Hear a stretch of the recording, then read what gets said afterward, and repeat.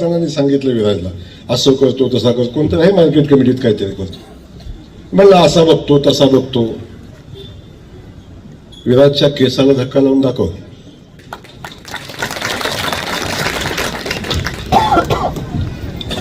या सुसंस्कृत शहरात असं बोलू नये,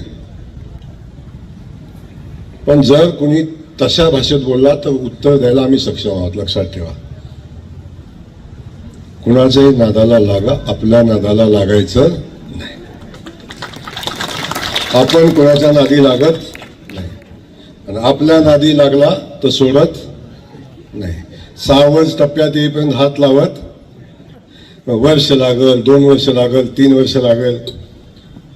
6 टप्प्यात याची वाट बघायची क्षमता पण आपल्यात आहे. यशवंतराव चव्हाण साहेबांचे विचार आता जिल्हा परिषदेच्या निवडणुकीला अनेक लोकांनी सांगितले.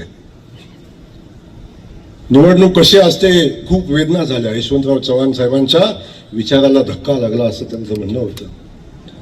किमान या निवडणुकीच्या माध्यमातून तरी यशवंतराव चव्हाण साहेबांची आठवण झाली, हे थोडकं आहे का? आता तरी आठवण झाली यशवंतराव चव्हाण साहेबांची. अरे हा तुमच्या समोर उभा राहिलेला जयकुमार गोरे, 22 केसेस, एक अर्धी नाही आहे, 22 केसेस. या जिल्हा परिषदेची निवडणूक दादा लढवत होतो. निवडणुकीचा फॉर्म भरायच्या आदल्या दिवशी माझ्यावर खोटा गुन्हा दाखल केला आणि अर्ज भरेल म्हणून मला अटक केली. तेव्हा कुठे गेलता यशवंतराव चव्हाण साहेबांचा विचार?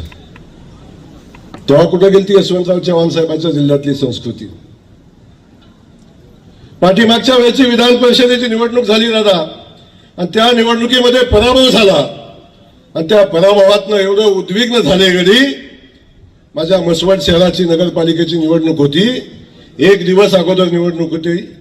त्यावेळी माझ्यावर गुन्हा दाखल केला आणि मला अख्खी निवडणूक होईपर्यंत त्या मसवडला, माझ्या तालुक्यात, जिल्ह्यात येऊ दिलं नाही.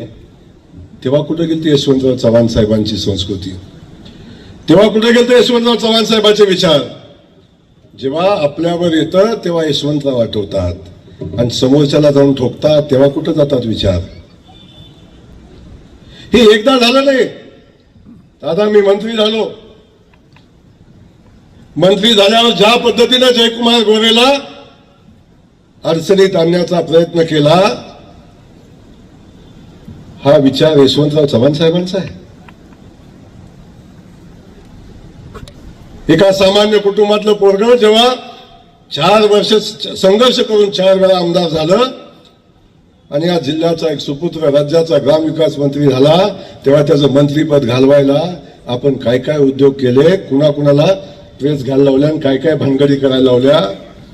तेव्हा कुठे गेलती नीतिमत्ता? आणि ज्यांनी हे सगळं केलं दादा, ज्यांनी हे सगळं करायला भाग पाडलं, केस झाली, ट्रॅप झाला, पैसे घेतले, सगळं केलं, आणि त्यांनी जेव्हा कबूल केलं की आम्हाला हे कुणी करायला लावलं, तेव्हा वाचवायला, ज्यांनी केलं त्यांना वाचवायला याच तालुक्याचे आमदार, याच तालुक्याचे मंत्री मुख्यमंत्र्याकडे घेऊन गेले. तेव्हा कुठे गेलती संस्कृती? तेव्हा कुठे गेलती नीतिमत्ता? हे नीतिमत्तेच्या गप्पा मारतात का? अरे तुम्हाला मान आहे, तुम्हाला सन्मान आहे, तुम्ही संस्थानिक आहे म्हणून तुम्हाला मान सन्मान आहे. सामान्य कुटुंबातल्या लोकांना मान सन्मान नाही आहे. गोरगरिबाची पोरं, शेतकऱ्याची पोरं, त्यांना मान सन्मान नाही आहे. हा सन्मानाच्या गप्पा आणि गोष्टी शिकवता कुणाला? ज्या गावच्या बोरीत त्याच गावच्या बावे आहेत.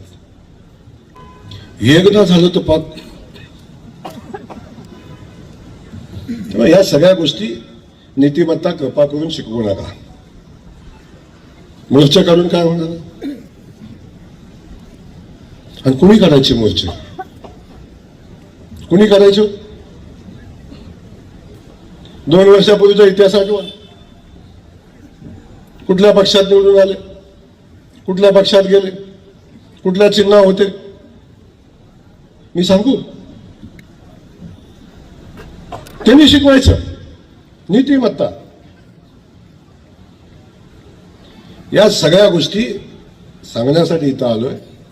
त्यामुळं आमचं म्हणणं एवढंच आहे, आमचा बहुमत आहे. आता हे म्हणतात आमचं बहुमत नव्हतं. मला सांगा, आम्हाला किती मतदान झालं? पत्रकार बंधू किती झालं? जिल्हा परिषदेमध्ये आमच्या ताईंना 33 मतं पडली. बरोबर म्हणते 33 मतं पडली म्हणजे ते आमची 2 उचलून नेली. ठीक आहे, 2 उचलून नेलेली मतं पकडा. 30 आणि किती आहे 2 किती आणि आमची तरी पण जिंकत होतो आम्हीच ना. आता कार्यक्रम तर सातत्याने एकेरीच. तुमचा ठीकच आहे हो, पण माझा आहे सातत्याने एकेरी. पण आज इथं मी सांगतो, विधानसभेच्या निवडणुकीच्या वेळी भारतीय जनता पक्षाच्या कार्यकर्त्यांना त्यांचं काम करण्याच्या सूचना याच जयकुमार गोरेने दिलेल्या होत्या.